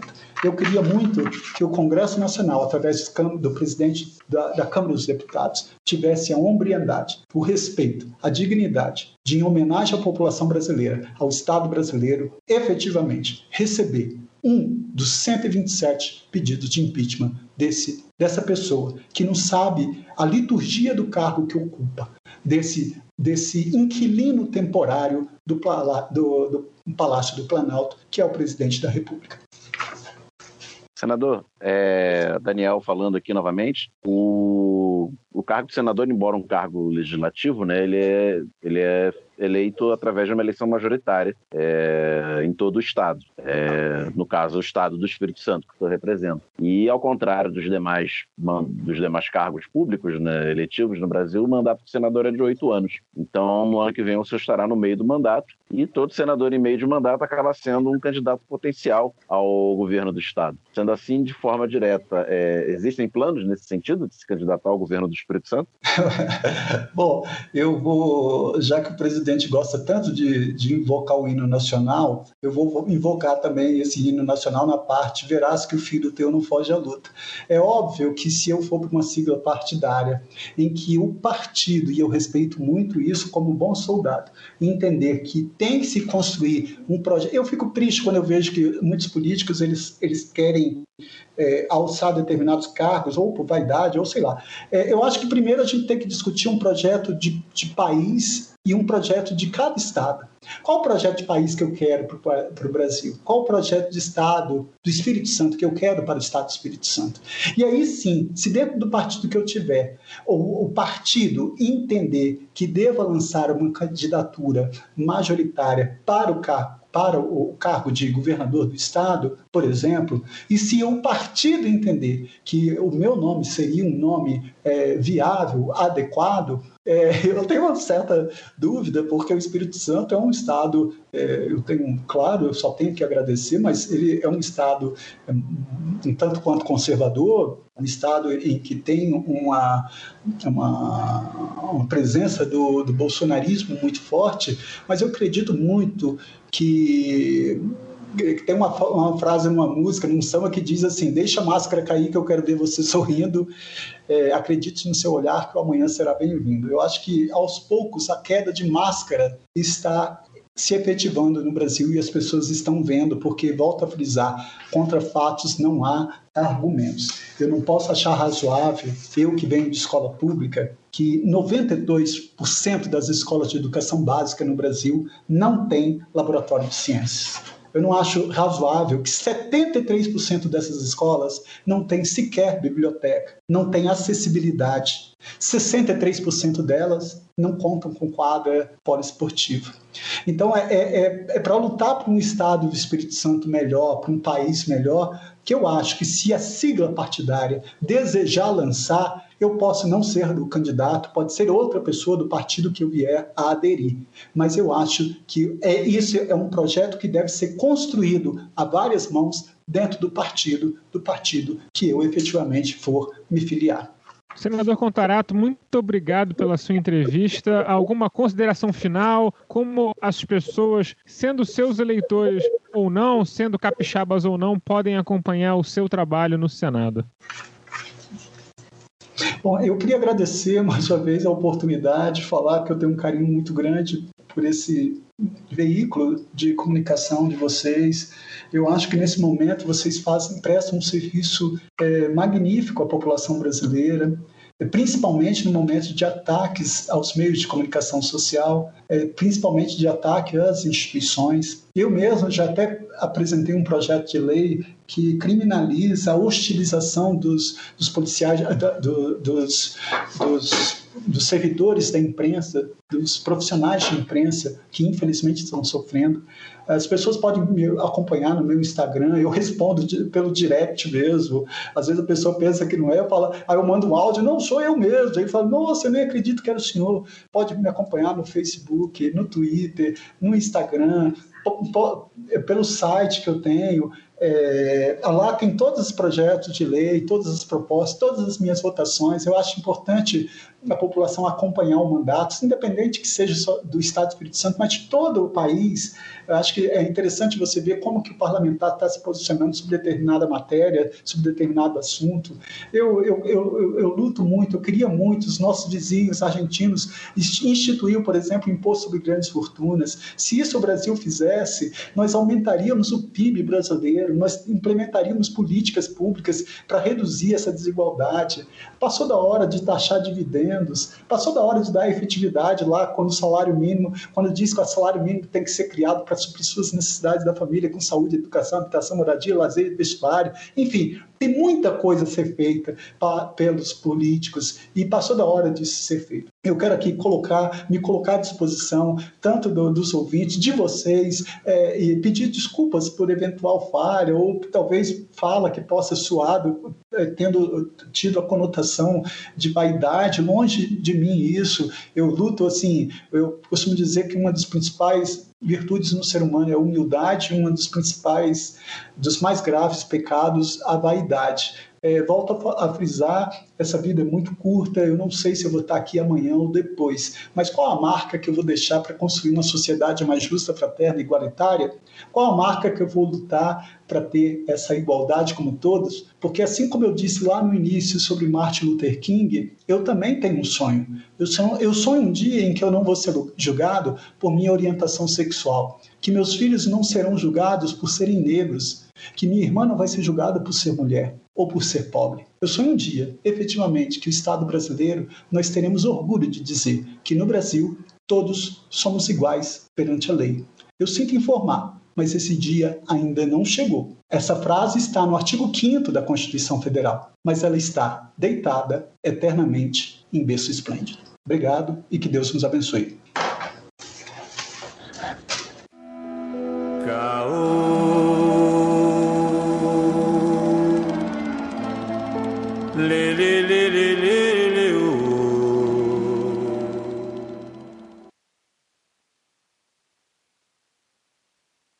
Bom, essa semana a gente estava esperando que a CPI da Covid fosse pegar no tranco, que o STF fosse julgar o segundo recurso lá do Lula e deixar ele livre de vez, mas pelo visto nada disso está encaminhado para acontecer, as coisas entraram num modo meio pausa. Feriado na quarta, né, pô? O negócio do Brasília funciona de terça a quinta, feriado na quarta, você quer o quê? Exatamente. Na impossibilidade de ter qualquer assunto interessante nesse sentido, acho que a gente vai falar sobre um par de coisas que é relevante para o momento. Porque, ao mesmo tempo que eles estão ocupados demais para seguir na CPI da Covid no Senado, e na Câmara foi votado hoje um adendo para dar urgência à privatização dos Correios. O que isso significa? Significa que eles vão tentar fazer de tudo para privatizar os Correios o mais rápido possível, porque, como a gente já falou várias vezes, esse bando de abutre que está no poder está desesperado para conseguir vender tudo que pode enquanto está no poder, porque vai saber quanto tempo vai ficar lá de novo, não é mesmo? Sem mais delongas, eu vou passar para o Daniel para ele explicar por que privatizar os Correios é um absurdo e por que Luiza Trajano, do Magazine Luiza, tem tanto interesse nessa privatização? Eu queria aproveitar e fazer uma pergunta para o Daniel também, a sua pergunta, e fazer uma outra, porque eu não tenho muito para falar sobre esse assunto, acho que o Daniel é a melhor pessoa a falar, e aí eu queria aproveitar e fazer essa pergunta, porque o Correio, né, desde que eu me conheço por gente, ele é um dos principais alvos dos privatistas alucinados do Brasil, né? Sempre que se fala em Correio, dificilmente é para falar um assunto diferente de privatização. E isso é desde que eu me conheço por gente. E isso vai muito ao encontro que o Alcides falou, do Magazine Luiza, né? E nunca entrou muito pela minha cabeça. Assim, eu não tenho cabeça de economista, eu não consigo entender por que seria tão lucrativo o Correio para a iniciativa privada. Acho que lucrativo mas eu acho que tem coisas que estão bem mais lucrativas. Eu não consigo entender por que ser tanto abutre com o Correio, né? Um serviço que é tanto atacado do ponto de vista da qualidade e atacado para vender. Explica para a gente, Daniel. Vamos lá. Primeiro que parece que é uma época ótima para você vender ativos, né? A economia está bombando, nacional e internacionalmente, né? Para conseguir ótimos preços, se esse é o seu objetivo. Mas, deixando a ironia de lado, Correio, ele é como é a ECT, né, Empresa de Correios e Telégrafos Brasileiras, ele é uma ferramenta de integração nacional, né, uma empresa pública de Correios. Nos Estados Unidos, a pátria liberal, existe o United States Post Office, né, que também, inclusive, tem sido atacado pela direita, pela extrema-direita. E o USPS, né, o correio deles, ele é o único que entrega em quase 80% dos CEPs nos Estados Unidos. As pessoas veem lá aquele filme lá do Náufrago, que na verdade foi pago pela FedEx, aquele filme. Falam, nossa, sobre a FedEx e tudo mais, mas eles só entregam região metropolitana dos grandes centros urbanos e olha lá, nego. O resto, eles colocam na caixa de correio e mandam pelo correio e te cobram o dobro. Sim, então é exatamente por isso. O correio é ferramenta de integração nacional. Para uma empresa pública de correios, ela pensa em integrar o território, promover uma entrega literalmente do Oiapoque ao Chuí, do Recife ao Acre.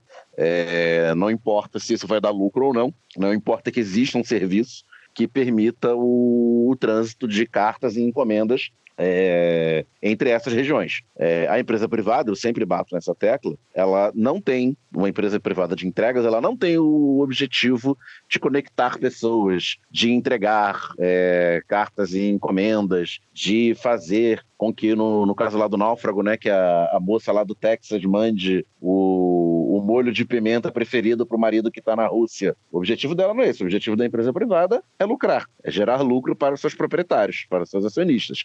E se ela tiver que cortar custo para isso, ela vai cortar custo. E se para cortar esse custo a empresa privada decidir que não entrega mais no interior da Amazônia, que não entrega mais no interior do Nordeste, ou que não entrega mais na Baixada Fluminense, ela vai decidir isso, sem nenhum problema para ela. Ela não... E daí? Que as pessoas vão ficar sem serviço? Ela é uma empresa privada, ela decide fazer o que ela quiser, né? E em nome da lucratividade. Isso é um ponto. Isso é da pergunta do Alcides. Por que é absurdo você não ter uma empresa pública de Correios?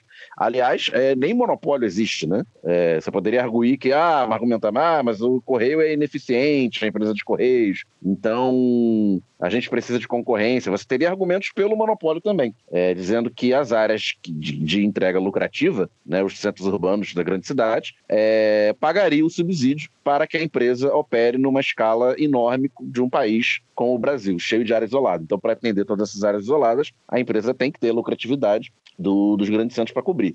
Mas nem isso acontece, visto que não existe monopólio de entrega no Brasil, né? Essas multinacionais que a gente falou aqui, a FedEx, a UPS, elas entregam, elas fazem serviço em diversas cidades brasileiras, e entre outros serviços de correio. Qual é a questão? Sempre que basta o ouvinte aí resolver comprar qualquer coisa pela internet.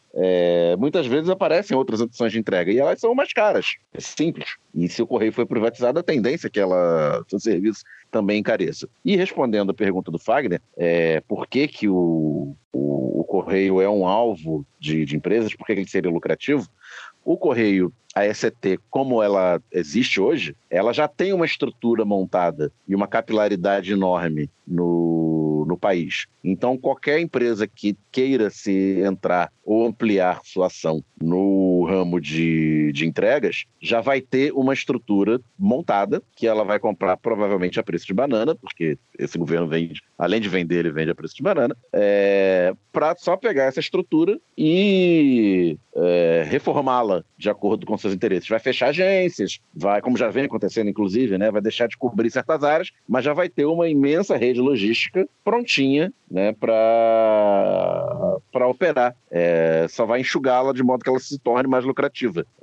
E o ramo de entrega, numa sociedade em que o comércio eletrônico ocupa um espaço cada vez maior e com um impulso enorme também feito pela pandemia, né, que muita gente que transitou o hábito para o comércio eletrônico não vai voltar completamente para o comércio presencial, né? Gente que não sabia mexer, que tinha medo, foi forçada pela pandemia a entrar e vai manter pelo menos parte de seus hábitos de compra no online.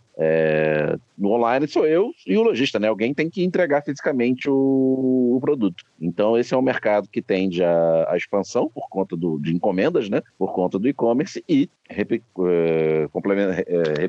né, o que eu já falei, se você tiver acesso a uma estrutura imensa que já está montada para isso e apenas redirecioná-la, você vai ter uma vantagem competitiva enorme. Eu só queria emendar nesse assunto para falar rapidamente sobre a questão do por que as pessoas percebem o serviço dos Correios como ter de uma qualidade talvez não ideal. É bom salientar que faz muito tempo que não tem um concurso dentro da SCT. Desde 2011 não tem concurso.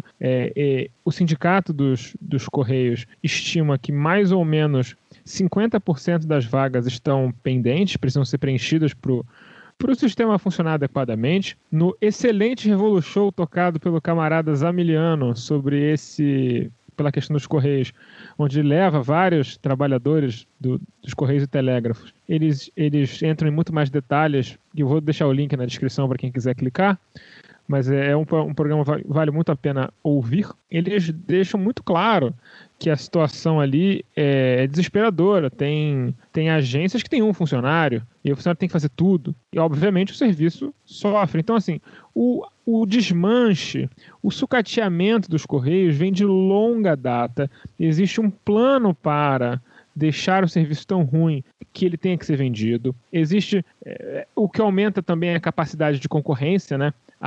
Você acaba preferindo pagar mais caro para que o negócio chegue, porque se os Correios fossem adequadamente preenchidas as vagas, as outras empresas não teriam como concorrer com os Correios, que poderiam praticar preços muito mais em conta e ainda tudo chegar bonitinho em prazos super curtos, né? Então, é uma questão de lobby privado. O lobby privado destrói as empresas públicas. E esse tipo de corrupção é muito engraçado, né? Ninguém quer fazer lava-jato sobre isso, né? Sobre lobby, sobre o sucateamento do Estado para você conseguir privatizar. Esse tipo de coisa nunca interessa, nunca é visto como corrupção, né? É visto como uma espécie de naturalidade do Estado, quando na verdade a corrupção ela não está dentro do Estado. A corrupção está sempre na interface entre público e privado. Nesse caso, senadores e deputados que provavelmente enchem os seus bolsos aí por fora para fazer esse tipo de lei andar para frente. E aí a gente vê, né, a progressista Luísa Trajano querendo levar para ela os Correios para se tornar ela talvez a Jeff Bezos brasileira ou algo do tipo. O que eu tenho a falar é só que eu concordo com a análise de vocês, né? Eu não consigo ter uma visão diferente disso. Eu acho que a missão do Correio não é a missão que esses caras querem, né? Não é o que eles querem ganhar dinheiro com isso. E é isso, acho que o serviço, como todo serviço privatizado nesse país, vai piorar, vai ser mais caro, e aí vai nos restar no futuro fazer a piada, né? Depois que ele já for totalmente privatizado, a cada merda que acontecer, a gente vai ser obrigado a fazer a mesma piada que a gente faz sempre, né? Tem que privatizar o Correio, né? Quando na verdade ele já foi privatizado. E é isso, né? Não tem muito o que dizer, não. Pois é. E agora, para terminar esse programa, para o segundo tema desse nosso bloco, que vai ficar um pouquinho curto, vocês vão entender, né? Tá chegando no seu feed 2 dias antes do prazo, por um motivo, né? A gente acabou tendo que fazer uma entrevista com o senador na terça, e aí, pra gente poder fazer esse episódio sair, a gente deu uma comprimida no comprimento deles. Antes, semana passada teve quase 3 horas, então estamos elas por elas, não fiquem melindrados. O que acontece aqui no Rio de Janeiro é que uma juíza, a pedido de um deputado estadual do PSL, não poderia ser diferente, não é mesmo?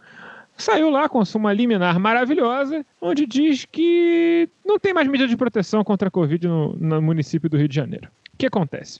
O deputado Anderson Moraes, do PSL. Essa juíza, ela disse que as medidas colocadas pelo prefeito Eduardo Paes para tentar minimizar a proliferação do vírus da Covid viola os direitos individuais dos cidadãos cariocas. Então, aí todo mundo pode ir para a rua se matar, porque o direito à vida é menos importante que o direito à liberdade. E matar os outros, né? As pessoas que estão na rua, que não estão na rua por escolha. É maneiro, né? Maneiro. É assim, é difícil até dizer o que falar, porque... Então, a pessoa que quer ir pro bar, até mais tarde, a pessoa que quer aglomerar na rua, né? Ela está exercendo seu livre direito de matar o funcionário que está lá e não tem escolha, está exercendo seu livre direito de matar o lixeiro que está na rua porque tem que ter coleta de lixo, está exercendo seu livre direito de matar a pessoa que sofreu um acidente doméstico e tem que receber atendimento hospitalar e vai se contaminar com Covid, e vai exercer seu livre direito de matar a pessoa que teve um infarte e não conseguiu atendimento porque todos os leitos estão dedicados à Covid. Basicamente é isso. E assim, eu acho que uma coisa que é muito importante para a gente poder sair dessa primeira camada do óbvio, que é uma pessoa, uma cidadã, um serzinho sem luz, né, que não consegue entender a lógica de como funciona uma sociedade. Né? Ela consegue só entender a lógica de como funciona a vida dela, né? As necessidades dela, que tem uma vida muito confortável, sendo juíza de direito no estado do Rio de Janeiro, não ganha menos de 40 mil reais bruto de jeito nenhum. Né? Então, ou seja, vive como melhor do que 98% da população brasileira, se não mais, se dependendo da profissão do marido, se o marido também for juiz ou for promotor, aí tá aí no 1%, talvez até no menos que 1% aí da população. Então, tem uma vida de luxo, tem uma vida com muitos luxos, e não deve estar lidando muito bem com o fato de que está impedida de exercer esses luxos, né? Então, para poder manter essa vida egoísta, ela deixa que as outras pessoas morram na rua, né? Problema delas. E o que me impressiona é que isso seja possível, né? Como uma juíza de primeira instância pode sustar o funcionamento de um decreto emergencial, né? Eu entendo a divisão entre os poderes, Montesquieu, eu entendo tudo isso, eu estudei isso na faculdade também. E a questão aqui não é que o judiciário não deveria poder fazer esse tipo de coisa, mas, veja, me acompanhe meu raciocínio.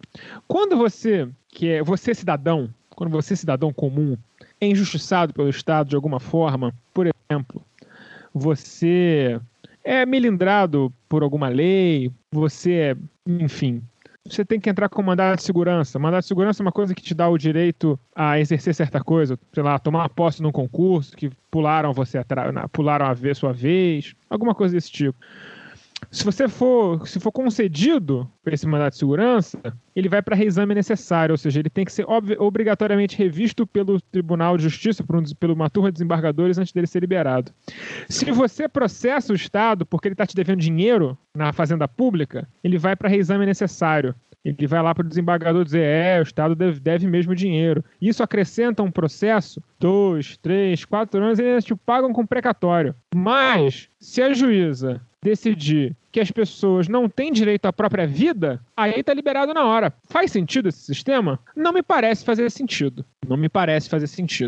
Então, se um juiz pode dar liminar sobre uma situação dessa, então as pessoas também deveriam poder ganhar seus salários atrasados, as diferenças salariais que não são pagas adequadamente aos aposentados, né, que tem que ficar indo atrás de precatório constantemente na justiça, até o final de suas vidas, isso virando parte dos seus espólios, eles não conseguem nem aproveitar em vida o dinheiro pelo qual eles contribuíram e têm direito?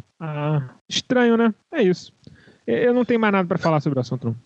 Eu tenho, mas eu queria, eu não quero me ater à parte do judiciário, porque eu acho que você já explanou muito bem, e Daniel também. Eu queria ir no âmbito político, no âmbito do legislativo, né, da situação. Quando eu tomei notícia dessa informação que saiu hoje, né, eu fui procurar quem é o deputado estadual Anderson Moraes, né?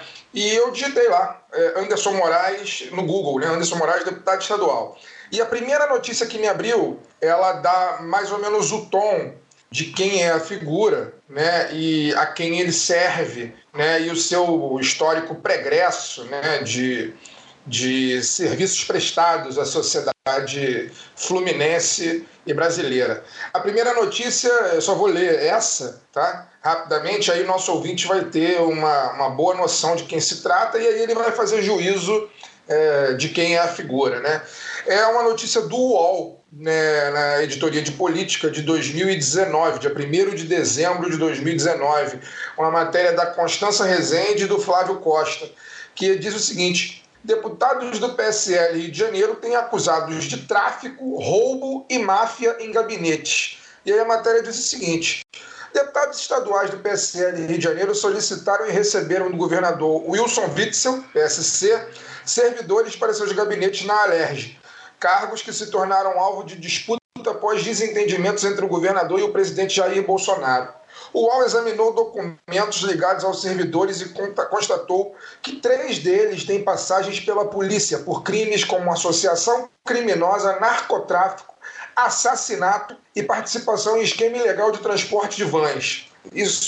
Esses crimes especificamente, né, associação criminosa, narcotráfico, assassinato e participação em esquema de transporte de van, já diz mais ou menos qual é o ramo dessas figuras, né? Principalmente quem vive no Rio de Janeiro, entende o que isso significa. O levantamento foi feito pela reportagem com base em diários oficiais, processos de justiça e denúncias do Ministério Público do Rio.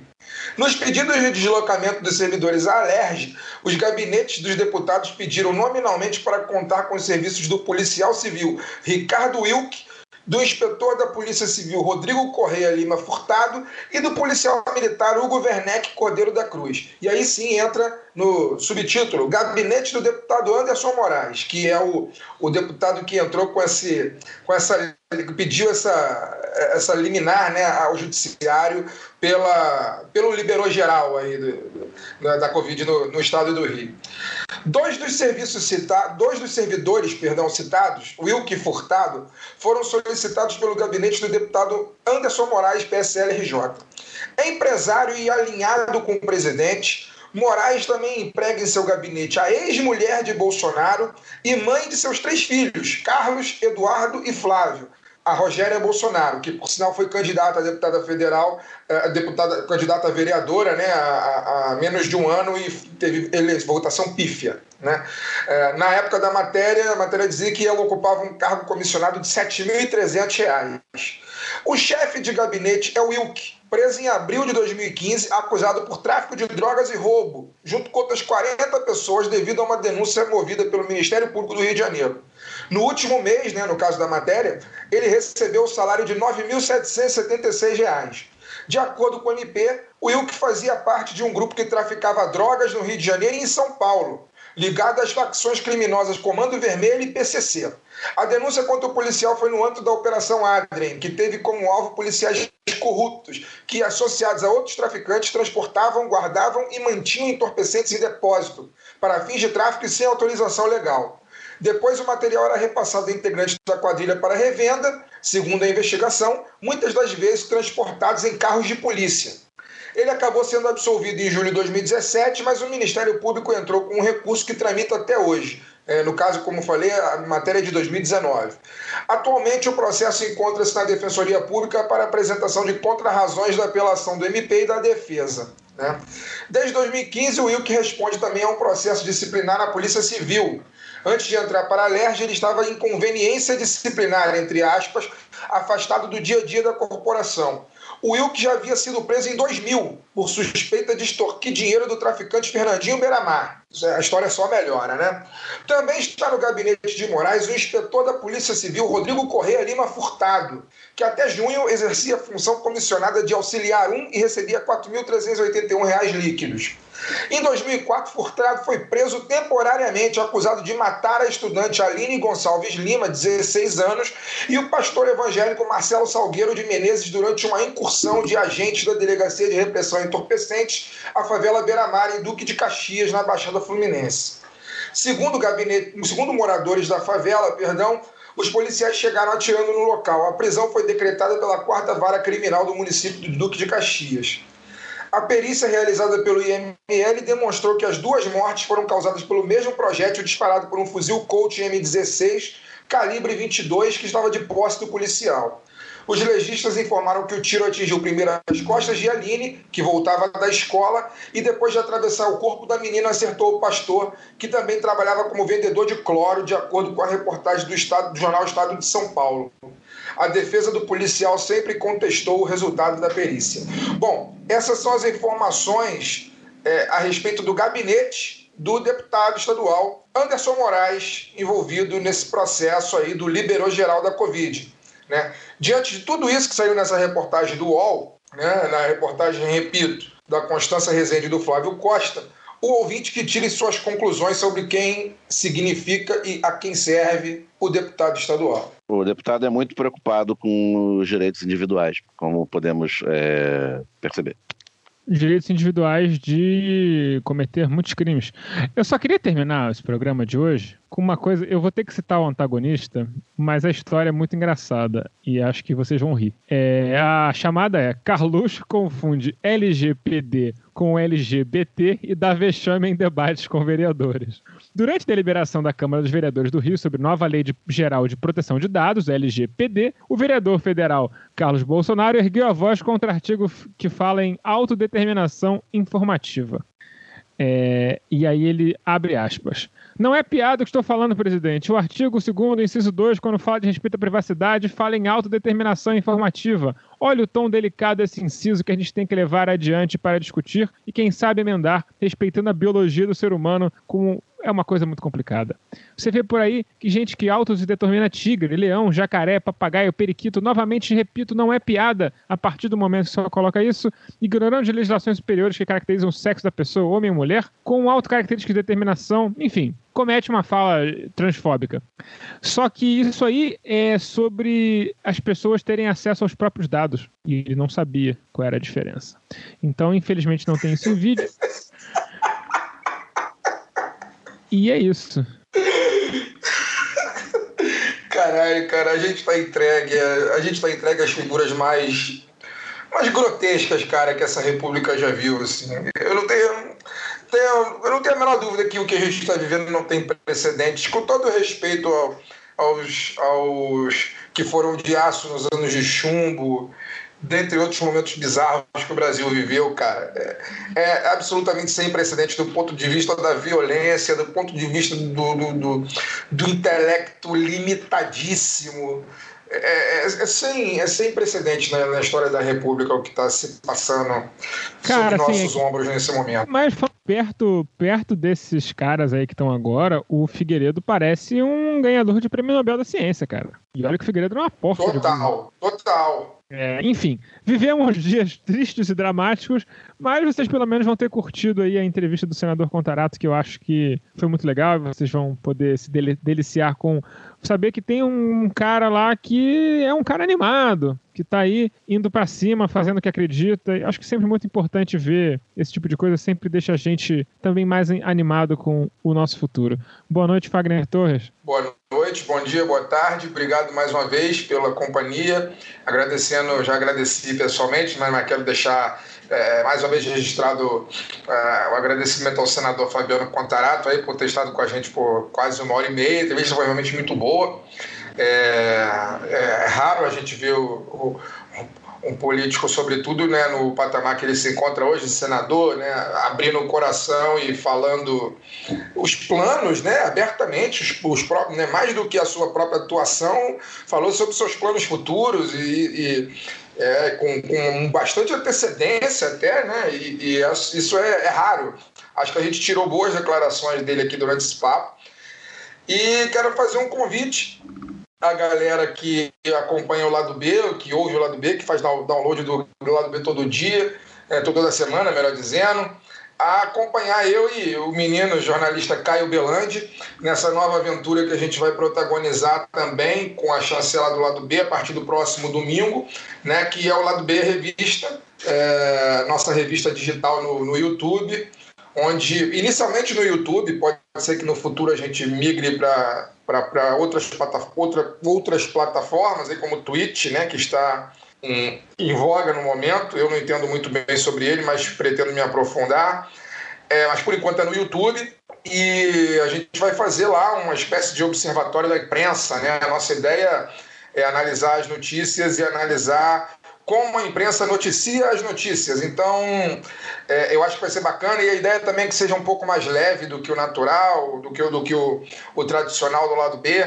A gente não vai falar só de política, a gente vai tentar trazer assuntos que deixem o domingo à noite um pouco mais leve também, porque ninguém merece também o domingo à noite pesado, né? A vida já está pesada demais. Então, eu acho que é uma oportunidade para a gente interagir com os ouvintes, tomar um ouvinte que a gente não, porque a gente quer que seja o mais profissional possível, então não vamos entrar numa de beber ao vivo, nada disso, mas o ouvinte que quiser tomar uma acompanhando a gente e conversando com a gente, enfim, vai ser uma boa oportunidade.